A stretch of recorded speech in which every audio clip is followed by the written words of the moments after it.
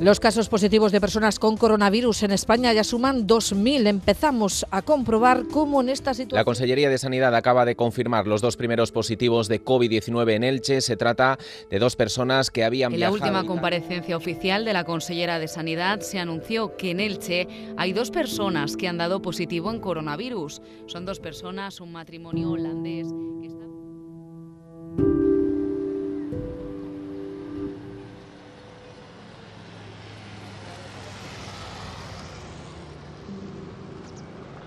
Hace un año nadie supo prever lo que se nos venía encima. Aquellos primeros días de marzo comenzó a sonar en nuestro vocabulario una nueva palabra, coronavirus, que meses después nos acompaña cada día y está presente en todos nuestros actos. Las cifras y los datos explican la magnitud de lo vivido, también en Elche, pero ha sido un largo proceso en el que hemos ido avanzando a ciegas, pisando a veces en arenas movedizas y siempre con miedo e incertidumbre como sentimientos principales. Esas emociones deben formar parte también del relato de estos 365 días de emergencia sanitaria.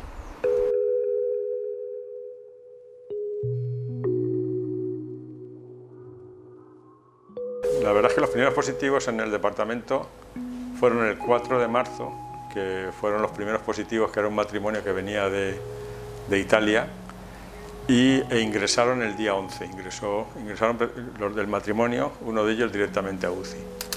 Pero previamente, antes, desde prácticamente finales de enero, pues ya el ambiente en el hospital era de preocupación. Yo creo que éramos un poco escépticos. Recuerdo la sensación propia y también podría decir casi generalizada de que en España y en la Unión Europea la crisis sanitaria no iba a tener la misma envergadura.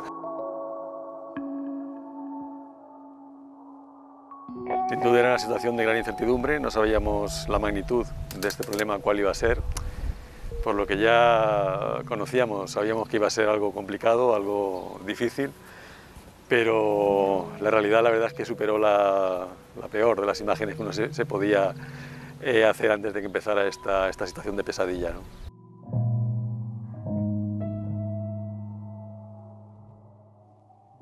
En esos días, ese año tenía a mi hijo con 16 años, con una beca deportiva, estudiando en Estados Unidos. Yo cuando ya conseguimos traerlo y fui a buscarlo al aeropuerto, creo que voló, era el fin de semana que cerraban el tráfico aéreo, y tanto él como su hermana se fueron con su padre y yo me fui sola a casa y estuve las próximas semanas sola. Pues los días previos al estado de alarma, la verdad que era todo, para nosotros a la hora de trabajar era todo igual. Sí que es verdad que en la jefatura pues empezaban a haber movimientos, que había más reuniones de lo normales, y poco a poco, pues conforme iban llegando también las noticias de la tele y jefatura nos empezó a instruir, pues ya nos dábamos un poco cuenta de lo que podía pasar. Por una parte teníamos sentimientos de miedo a lo desconocido, porque era normal, de incertidumbre, de no saber cómo iba a evolucionar la enfermedad, de no saber cómo iban a evolucionar los pacientes, entonces con mucho miedo, mucha formación. Nos formamos en la colocación de EPIs, formación teórica, adaptamos la planta, la arreglamos, pero esos momentos fueron momentos de miedo. Nos fuimos de aquí con una sensación de no sabemos cuándo vamos a volver. Y la verdad es que los primeros días estábamos todos en shock, ¿no? Yo pienso que como profesora, como madre y como persona, yo por una chorrada, yo estaba muy preocupada por si iba a poder sacar a mi perro a la calle.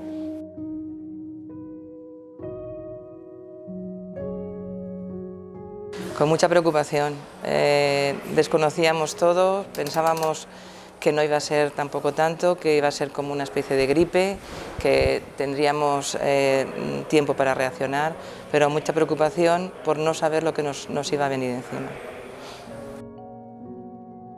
Entendemos, y es el primer mensaje que queremos transmitir, que no hay ningún motivo para la alarma social, que Elche está, y por lo tanto que estamos en una zona de transmisión comunitaria sostenida, pero que no obstante ello es preciso adoptar medidas colectivas e individuales tendentes a evitar la propagación y la expansión del virus, que es el gran reto y que es el gran objetivo que tiene todo el país, que tiene la Comunidad Valenciana y que por lo tanto también tenemos en nuestra ciudad.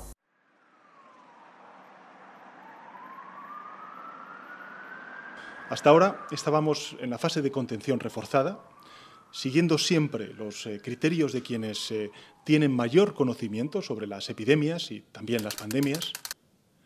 Y nuestra misión y determinación, les quiero trasladar, es máxima.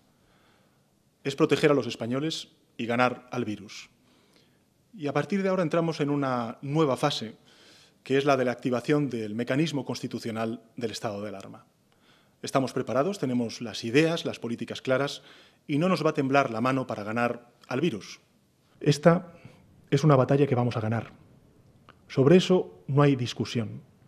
La vamos a ganar. Lo importante es que el precio que paguemos por esa victoria sea el mínimo. Cuantas más vidas nos ahorremos, cuantos más enfermos y más días de la enfermedad nos evitemos, cuanto menos tiempo de vida, de estudio, de trabajo, de ocio sacrifiquemos, más rotunda será esa victoria.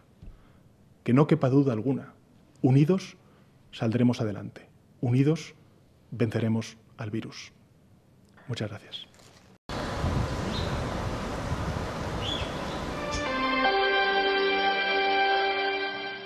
Buenos días, 16 grados de temperatura en Elche y está lloviendo. Este es el primer día de confinamiento también para todos los ilicitanos e ilicitanas. Este es el primer día de este nuevo tiempo que nos ha tocado vivir.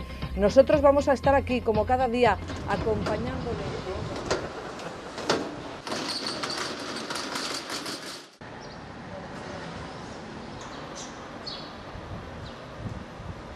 Para mí, una de las sensaciones personales más intensas que he vivido durante el estado de alarma era el silencio.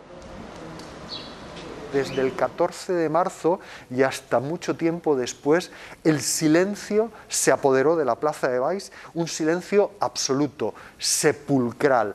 A veces pasaba alguien y se oía su voz si hablaba con alguien. Oír la voz de una persona en una plaza era algo que llamaba la atención. Y también el recuerdo de la soledad, porque el estado de alarma impuso el teletrabajo. Yo, por razones un poco simbólicas, decidí permanecer en el despacho de alcaldía al frente de la gestión de la crisis, pero estábamos prácticamente solos.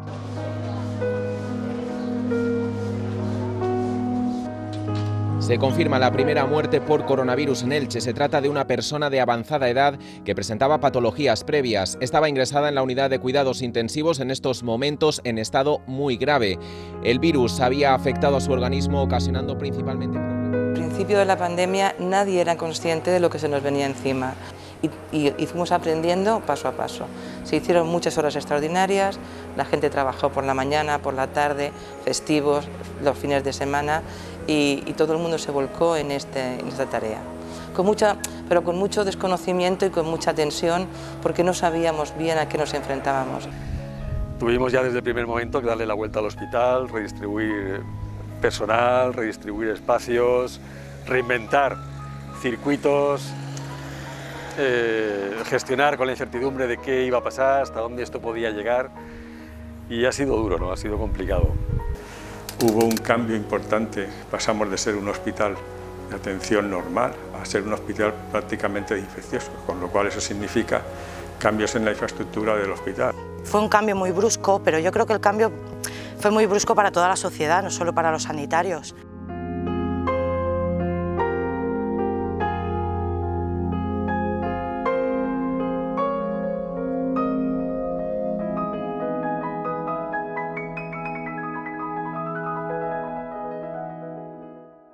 Y rápidamente el ayuntamiento se puso en contacto con nosotros y rápidamente habilitamos el albergue del Toscar y hasta 230 personas pasaron por el albergue. Una media de 90 personas diarias, intentando por eso, que no les faltara la comida, no les faltara el poder dormir, poder asearse y hasta incluso el tabaco, porque gente que cuando es fumador, mucha de esta gente se dedicaba a recoger incluso colillas por la calle para poder seguir fumando. Bueno, pues ahí se le habilitó toda la logística para que pasásemos ahí casi 4 meses que estuvimos.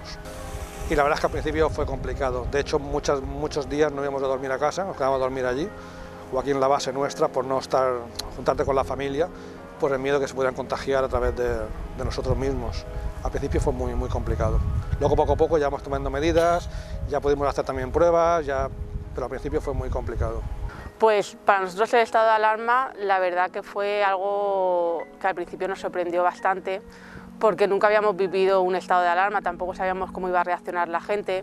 Entonces al principio nos creó un poco de incertidumbre por saber cómo iba a reaccionar la gente y sobre todo qué iba a pasar.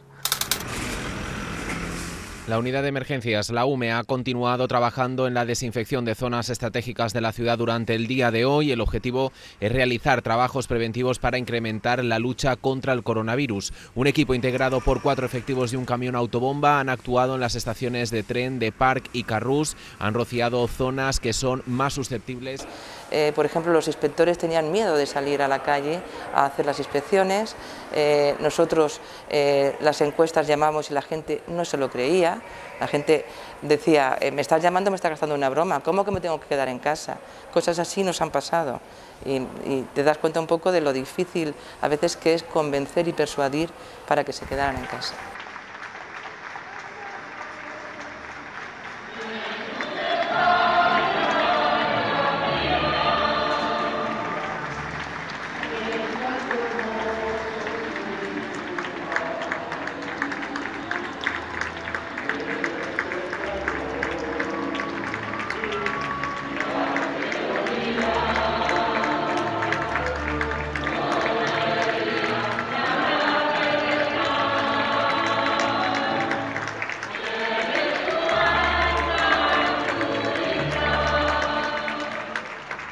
Hubo una vorágine de donaciones, de apoyos,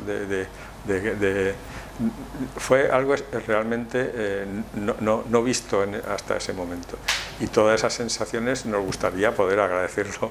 Pues con mucha emoción, sabiendo siempre que estábamos trabajando, que no hemos sido héroes ni hemos hecho nada fuera de lo normal, pero mucha emoción. Nosotras hemos llorado mucho, tanto de tristeza como de alegría, pero de alegría también hemos llorado. Íbamos, por ejemplo, muchas veces con los patrullas y a los niños desde los balcones les saludábamos, con las personas mayores que muchas veces pasan por la misma calle y nos poníamos un ratito a hablar con ellos, y ese momento que tú le das de felicidad, porque se lo notas en la cara, porque eso se ve, o un crío que dice ¡mi cumpleaños! Y vas y te paras con el patrulla, le pones las luces, le cantas cuatro frases del cumpleaños y lo ves, ese momento de esa felicidad que para ese niño posiblemente sea su mejor momento del día y de la semana, y eso pues la verdad que no tiene precio, porque aparte de informar hemos ayudado a muchísimas personas a nivel psicológico. Íbamos a domicilios a llevar comida y recuerdo algunos de ellos que nos salían pues niños, críos con 5, 6, 7 años, con un folio, con un arco iris, y te ponían en el folio gracias por traernos la comida. Pues te ponían a llorar. O sea, lo estoy pensando, se me caen las lágrimas porque, bueno, pues imagínate un crío que eso, sabe hasta dónde sabe, pero te sale con ese folio y...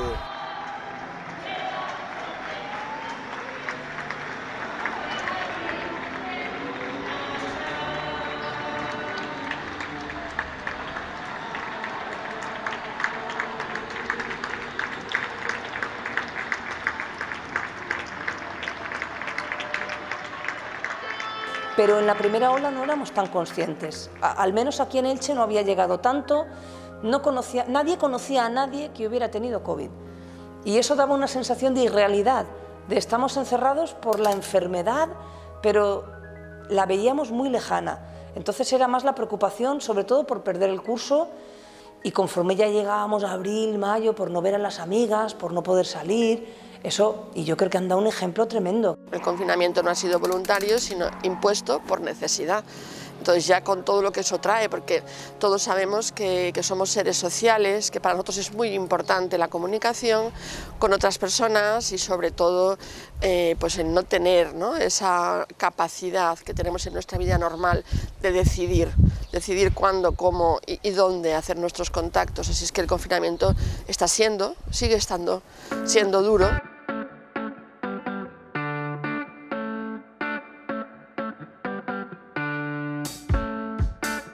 Nos encontramos en un momento en el que se inicia una nueva etapa que es esto que se ha dado en llamar la nueva normalidad, que por una parte representa volver a la situación de siempre, pero con las limitaciones que conlleva el convivir, el coexistir con el virus.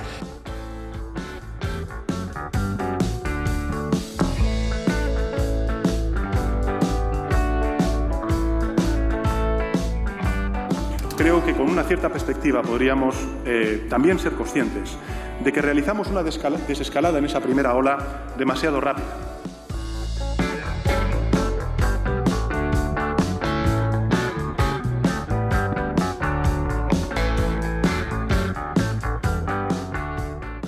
La desescalada se hizo efectivamente demasiado rápido y todo el mundo tenía muchas ganas de salir, tenía muchas ganas de normalidad, y la normalidad desgraciadamente no tenía que haber llegado tan pronto. Hubo mucha confusión en la ciudadanía porque mucha gente entendía que el virus había terminado, o sea que esto ya había llegado a su fin.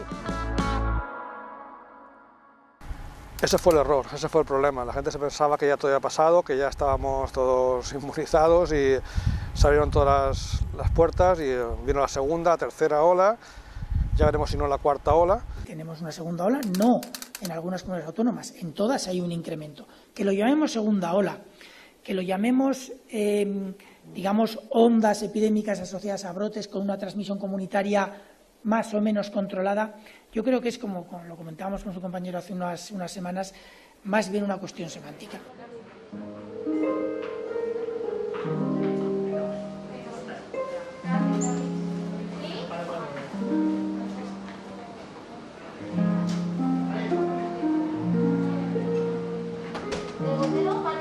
Estoy cansado de escuchar "no pasa nada", ¿no?, en situaciones donde ves gente reunida en un número excesivo y sin las precauciones. No pasa nada, ¿no?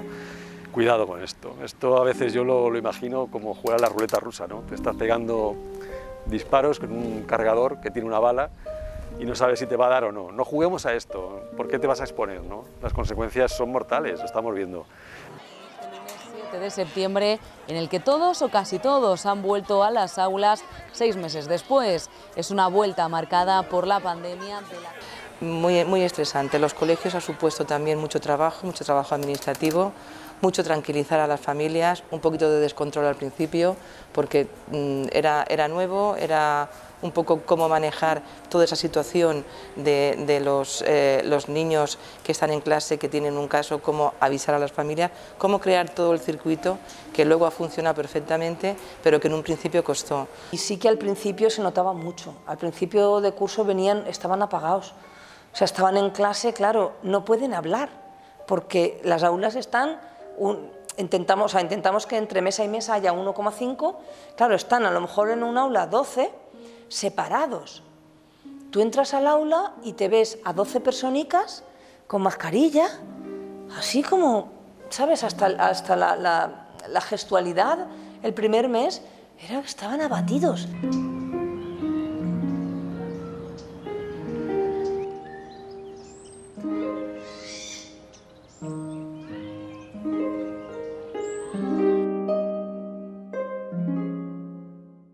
Los niños, que en un principio parecían que estaban con una gran adaptación, han ido sufriendo miedo. Los adolescentes no han tenido tanto miedo, o muy poco miedo, o nada de miedo, lo vemos constantemente en las fiestas, ¿verdad? Bueno, es que la adolescencia, o la adolescencia tardía, como son las fiestas, implica no tener miedo a los riesgos, y correr esos riesgos forma parte de esas bandas de edades. Lo que pasa es que ellos han tenido más aburrimiento, y por lo tanto también han tenido más frustración, con lo cual también han tenido su parte negativa relacionada con las emociones y el confinamiento. A mí me da mucha rabia Mi hija está en primero de bachillerato, en Carrús, haciendo el bachillerato artístico y viene y dice, mamá, hay algún profesor que nos dice que somos la generación COVID y que esto nos va a pasar factura y que no vamos a encontrar trabajo, como si fuera culpa suya. Digo, ¿cómo podemos culpabilizar a los alumnos? Nada de generación COVID, todos somos generación COVID.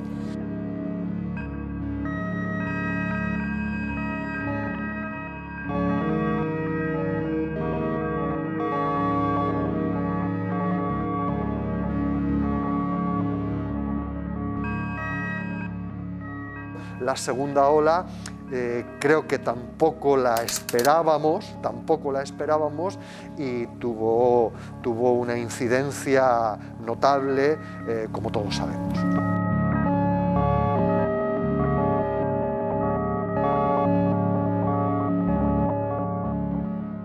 Esa segunda ola la pasamos, yo creo que más tranquilas porque sabíamos ya a lo que nos enfrentábamos, sabíamos cómo evolucionaban los pacientes y entonces yo creo que manejábamos la situación mejor. Estábamos preparados y lo que es subir escalón, ¿vale? Aquí ya los circuitos están establecidos y ya sabemos qué camino vamos a llevar. Primero cerramos esta planta, luego cerramos otra, luego vamos en progresión y un poco pues fue igual.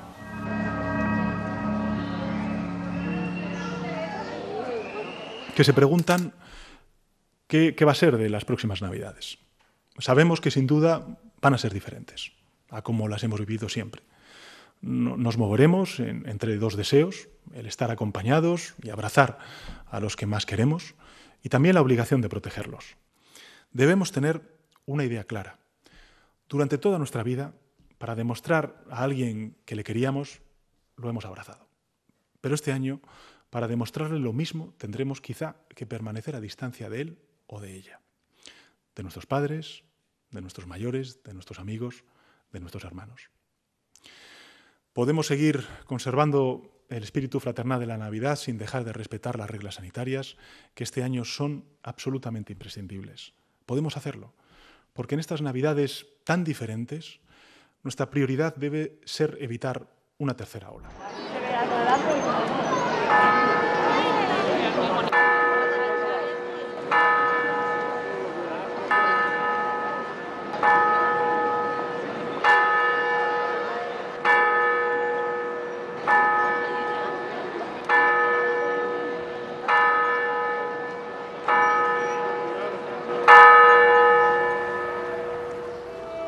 Mi padre falleció, mi madre cumple esta semana 80 años, toda la vida, 5 hijos, siempre juntos, haciéndolo todo juntos.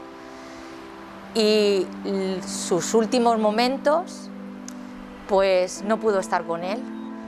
En las residencias de mayores ya no se podía entrar. ¿De dónde nos íbamos a pensar que, pensando que eso era una cosa buena, en cuestión de 2 semanas mi padre fallecía?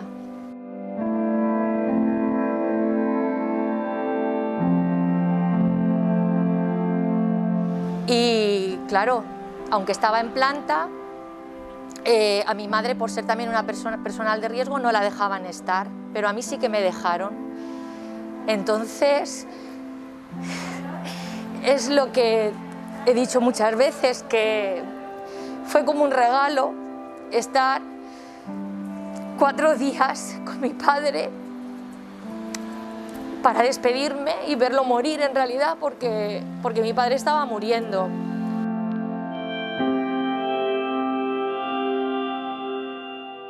Nos aplicaron el COVID, el protocolo COVID, a mi padre lo incineraron, lo íbamos a incinerar, lo incineraron enseguida, pero luego tenían que tener las cenizas en cuarentena.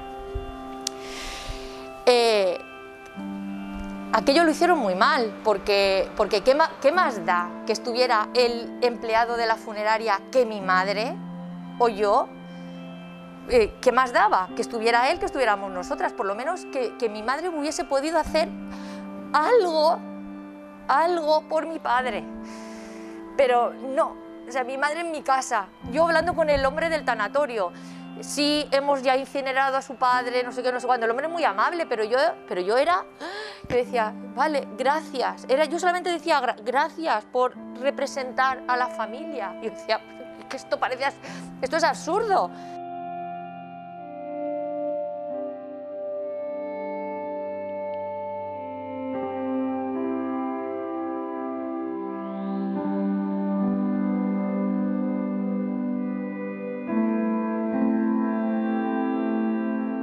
Porque es que mi padre, yo por lo menos tuve la suerte de poder estar con él en los últimos momentos, pero es que hay mucha gente que se ha muerto sola, ¿eh? Pero a mí me daba miedo que nos pudiéramos contagiar y tenía mucho miedo de que mi madre se pudiera contagiar. Y yo lo que no quería tampoco, y no quiero a día de hoy tampoco, es que mi madre se contagie. Yo quiero que mi madre en sus últimos años los viva tranquila y feliz.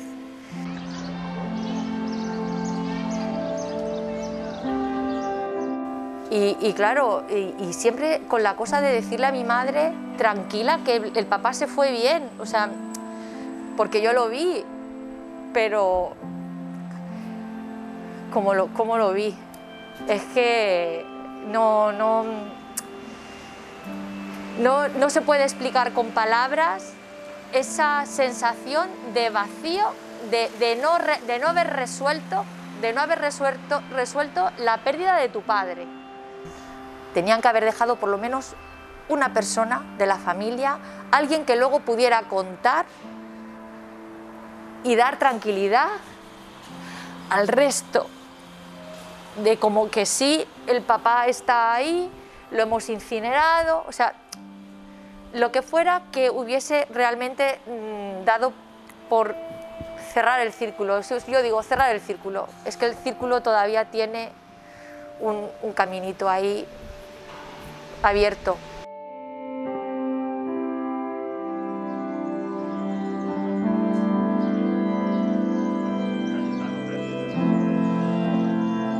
Nuestra cultura y todas las culturas, por lo menos las que conocemos, hacen un protocolo de duelo bastante ritualizado. ¿Por qué? Pues porque está claro que realmente para hacer un duelo, que es un proceso con diferentes etapas, hay que pasar por todas. Y la primera es enfrentarse a la realidad. ¿Cómo? Con la despedida. Es muy duro empezar un duelo con una situación tan difícil como no he compartido los últimos días, semanas con la persona que se ha ido, ¿no? Quizás aquí sea algo sobre lo que sí que puede haber más secuelas en esta situación. Sí, yo me he tenido que tratar, porque yo tenía unos picos emocionales, o sea, una cosa que en el trabajo dispersa totalmente. Soy una persona bastante cuadriculada en el trabajo y yo tuve ahí un mes que no reconozco que no era persona, bueno, y gente mis compañeras que me conocen decían, es que no pareces tú. O cada uno un poco debe de buscar cómo sentir que está haciendo algo, ¿no?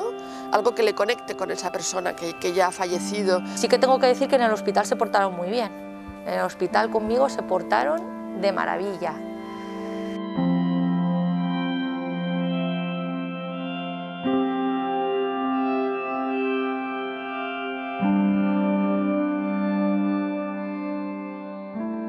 Recuerdo varios momentos duros, muchos, por desgracia, y son los que no han vuelto a casa.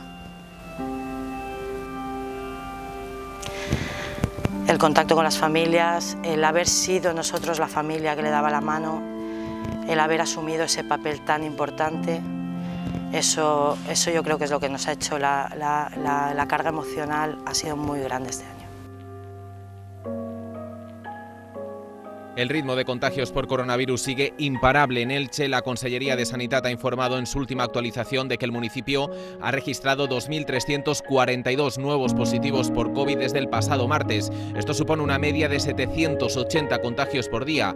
Además, Elche ha sumado 14 nuevos fallecidos en los 3 últimos días. Las cifras en el resto.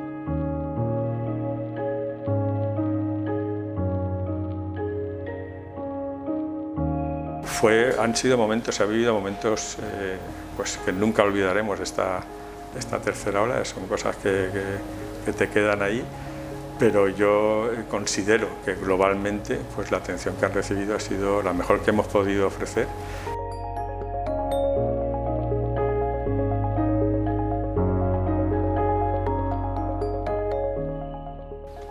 Salvar la Navidad y condenar a muchas personas, ¿no? Por desgracia. Yo creo que esto, a veces uno piensa y dice, ¿cómo recordaré yo esto cuando pasen 10, 15 años? ¿No? Pues yo creo que esta será una de las peores decisiones que uno puede recordar que se hayan tomado, ¿no? en esta pandemia, ¿no? Ahí yo creo que habríamos tenido que tener muy en mente que más vale perder una Navidad en la vida que la vida en una Navidad. Pero esto no se tuvo en cuenta.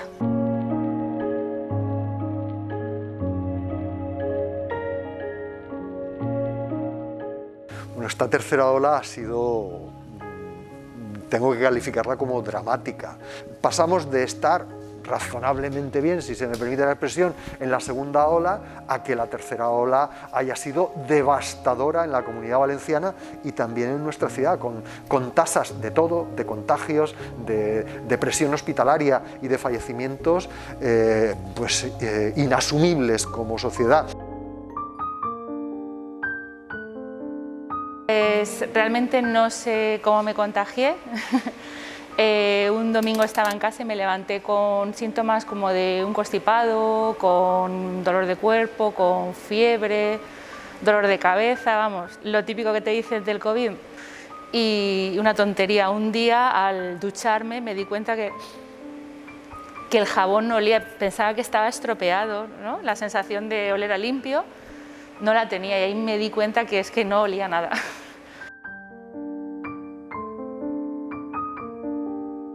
Por un lado, temes que se te complique, que no sabes si se va a complicar o no, o cuándo va a pasar. Preocupados yo y mi familia por los abuelos, por mis padres y por mis suegros, porque ellos estaban preocupados por nosotros, sin vernos. Mis suegros son más mayores, hay que ir de vez en cuando a verlos y a ver cómo están, y si necesitan algo. Entonces, incómodos porque éramos nosotros los que necesitábamos la ayuda y no podíamos ayudarlos a ellos. También estuve muy contenta de pasar yo todos los síntomas y que mis hijos no pasaran ninguno.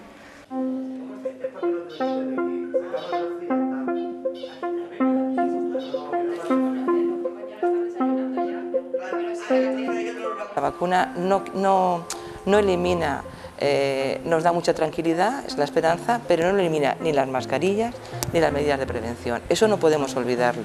No podemos relajarnos, pensar que ya estoy vacunado y que ya yo puedo hacer todo lo que quiera.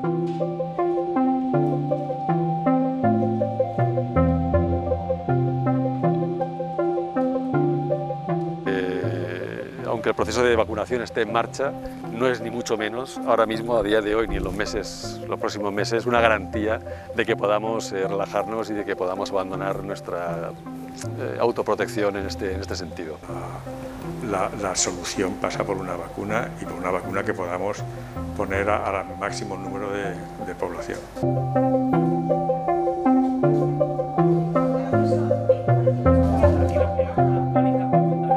Creo que, por lo tanto, todos confiamos en que de la mano de la vacuna podamos ir saliendo de esta situación. Tenemos que sortear las dificultades que representa el proceso de vacunación. La vacuna es lo que necesitamos como sociedad, pero no sé si será suficiente.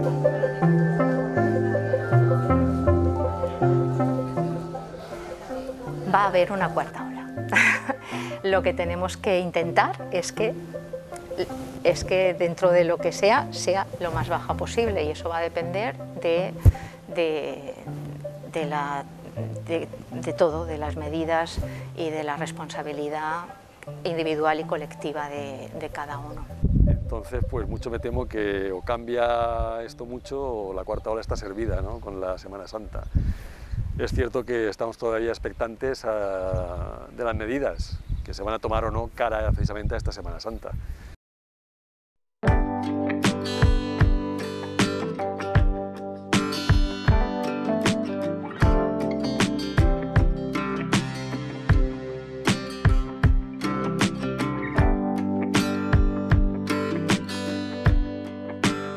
creo que seguimos siendo los mismos, seguimos siendo la misma gente, pero ahora quizá más conscientes de eso, de la vulnerabilidad de nuestra sociedad, y quizás es el aprendizaje positivo.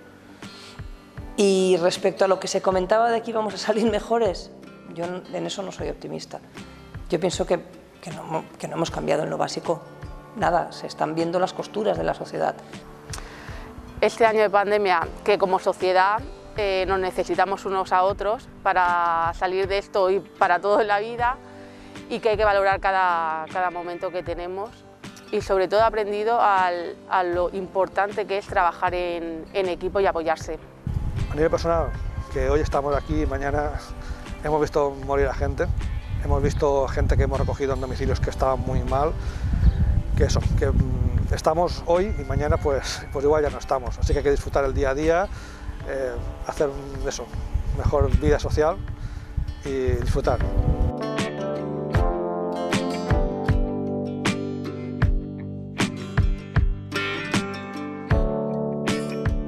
Ha sido un aprendizaje duro porque ha sido todo a la fuerza, un aprendizaje impuesto por las circunstancias, pero he aprendido a trabajar de una manera, yo creo que, bueno, teniendo en cuenta que la gente, cuando ya crees que lo ha dado todo, siempre puede dar algo más, ¿no? Yo he aprendido dos cosas que lo resumen todo, y es que nada hay seguro y que todo es posible.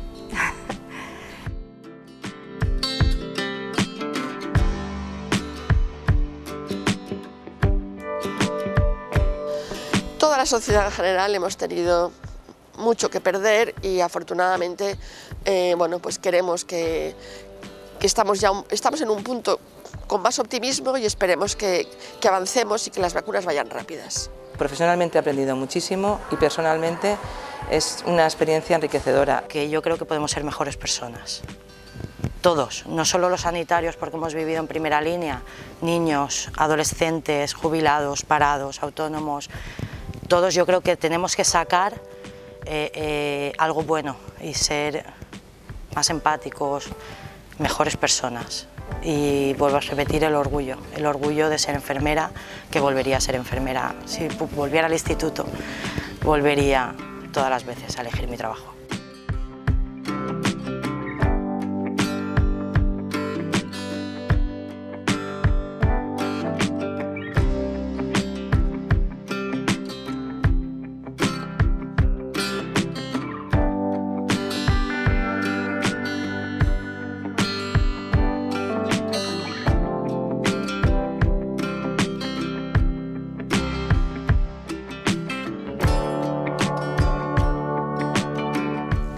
La emergencia sanitaria continúa. Ahora ya sabemos que esto no ha terminado y además, un año después, debemos empezar a levantar la alfombra y analizar los daños colaterales, enfermedades que se han quedado sin diagnosticar y sin poder tratar a tiempo, y por supuesto la economía, especialmente en algunos sectores, ha resultado herida gravemente con negocios cerrados que no han conseguido aguantar tanto tiempo, y una destrucción de empleo sin precedentes nos abocan a vivir un tiempo muy difícil. Crisis es sinónimo de cambio. Hagámoslo reafirmándonos en todo lo positivo que nos ha tocado vivir.